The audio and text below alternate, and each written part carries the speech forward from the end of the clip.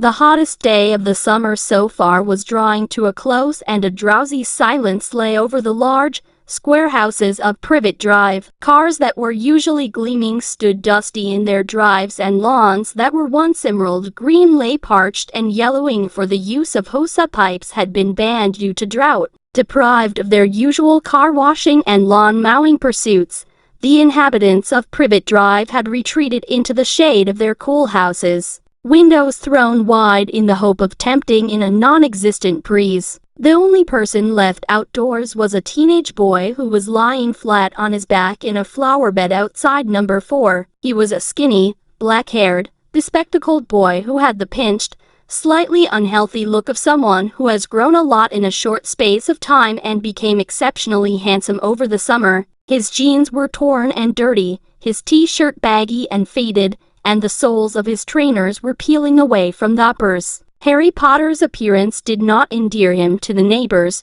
who were the sort of people who thought scruffiness ought to be punishable by law. But as he had hidden himself behind a large hydrangea bush this evening, he was quite invisible to passers-by. In fact, the only way he would be spotted was if his Uncle Vernon or Aunt Petunia stuck their heads out of the living room window and looked straight down into the flower bed below. On the whole, Harry thought he was to be congratulated on his idea of hiding here. He was not, perhaps, very comfortable lying on the hard earth, but, on the other hand, nobody was glaring at him, grinding their teeth so loudly that he could not hear the news, or shooting nasty questions at him, as had happened every time he had tried sitting down in the living room to watch television with his aunt and uncle. Almost as though this thought had fluttered through the open window, Vernon Dursley, Harry's uncle, suddenly spoke. "Glad to see the boys stopped trying to butt in. Where is he anyway?" "I don't know," said Aunt Petunia, unconcerned. "Not in the house," Uncle Vernon grunted.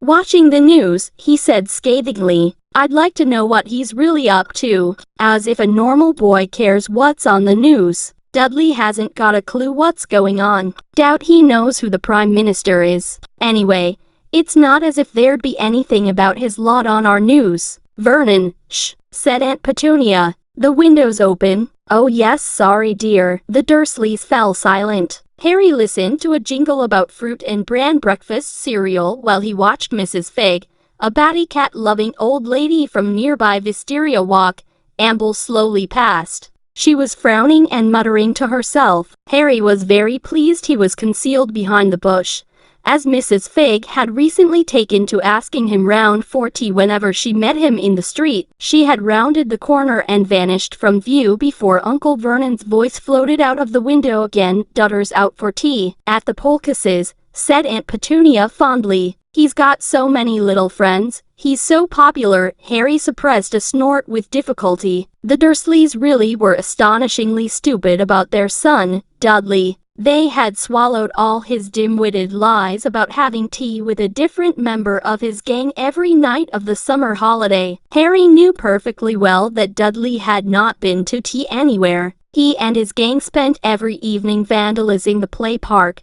smoking on street corners and throwing stones at passing cars and children. Harry had seen them at it during his evening walks around Little Winging. He had spent most of the holidays wandering the streets, scavenging newspapers from bins along the way. The opening notes of the music that heralded the 7 o'clock news reached Harry's ears and his stomach turned over. Perhaps tonight, after a month of waiting, would be the night. Record numbers of stranded holidaymakers fill airports as the Spanish baggage handlers strike reaches its second week. "Give 'em a lifelong siesta." "I would," snarled Uncle Vernon over the end of the newsreader's sentence.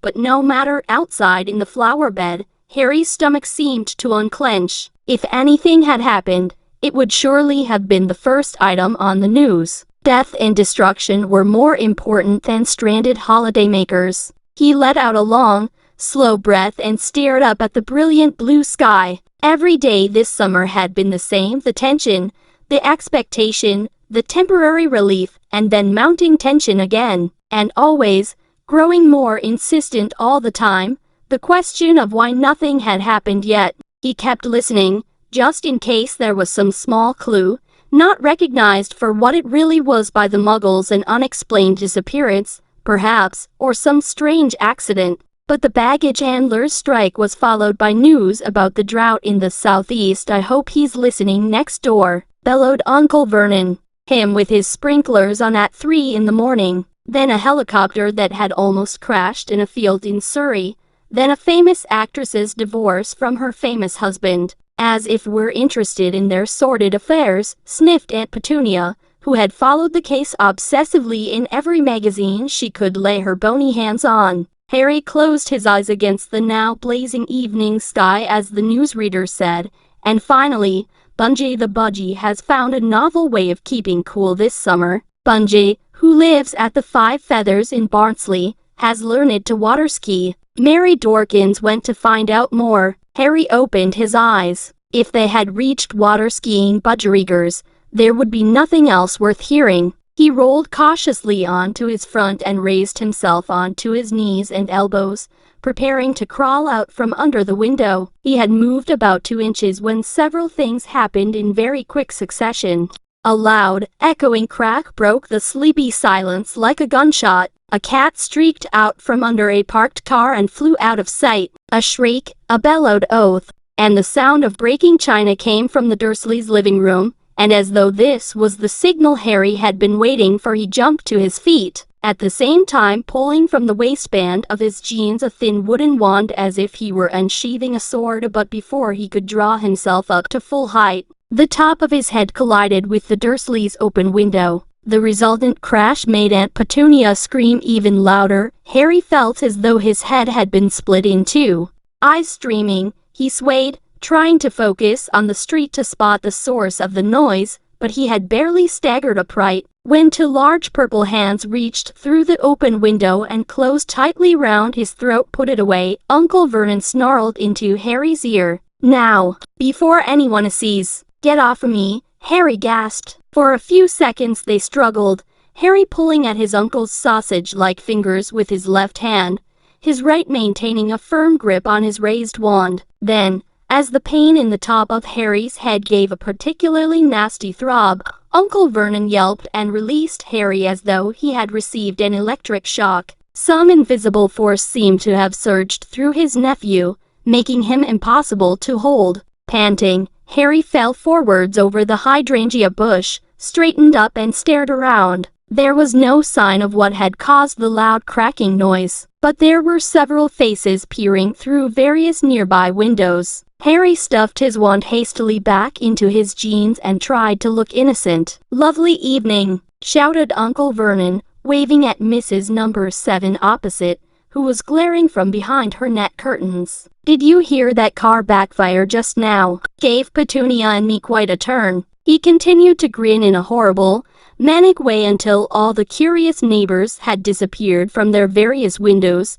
Then the grin became a grimace of rage as he beckoned Harry back towards him. Harry moved a few steps closer, taking care to stop just short of the point at which Uncle Vernon's outstretched hands could resume their strangling. "What the devil do you mean by it, boy?" asked Uncle Vernon in a croaky voice that trembled with fury. "What do I mean by what?" said Harry coldly. He kept looking left and right up the street, still hoping to see the person who had made the cracking noise. "Making a racket like a starting pistol right outside our eye." "Didn't make that noise," said Harry firmly. Aunt Petunia's thin, horsey face now appeared beside Uncle Vernon's wide, purple one. She looked livid. "Why were you lurking under our window?" Yes, good point, Petunia. "What were you doing under our window, boy?" "Listening to the news," said Harry in a resigned voice. His aunt and uncle exchanged looks of outrage. "Listening to the news? Again?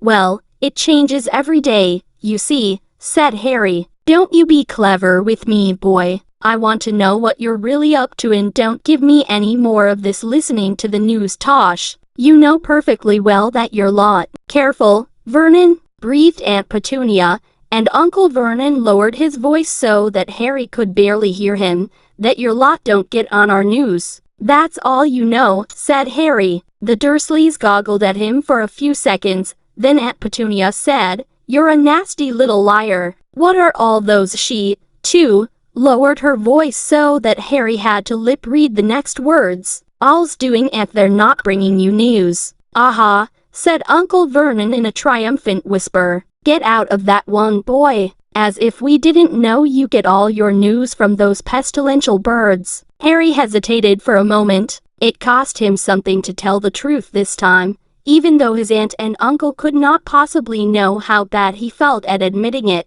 "The owls aren't bringing me news," he said tonelessly. "I don't believe it," said Aunt Petunia at once. "No more do I," said Uncle Vernon forcefully. "We know you're up to something funny," said Aunt Petunia. "We're not stupid, you know," said Uncle Vernon. "Well, that's news to me," said Harry, his temper rising, and before the Dursleys could call him back, he had wheeled about, crossed the front lawn, stepped over the low garden wall, and was striding off up the street. He was in trouble now and he knew it. He would have to face his aunt and uncle later and pay the price for his rudeness. But he did not care very much just at the moment. He had much more pressing matters on his mind.